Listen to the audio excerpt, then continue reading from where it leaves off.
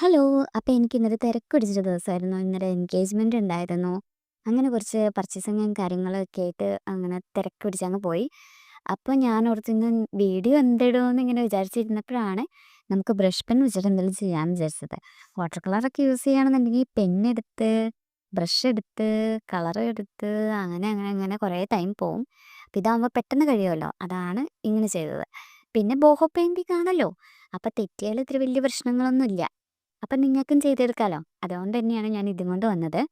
അപ്പം ഈ ഒരു വീഡിയോ ഇഷ്ടപ്പെട്ടെന്നുണ്ടെങ്കിൽ ചാനലൊന്ന് കയറി നോക്കിക്കഴിഞ്ഞ് കഴിഞ്ഞാൽ ഒത്തിരി കുഞ്ഞു കുഞ്ഞു ക്രാഫ്റ്റ് വീഡിയോസും കാര്യങ്ങളൊക്കെ ഉണ്ട്.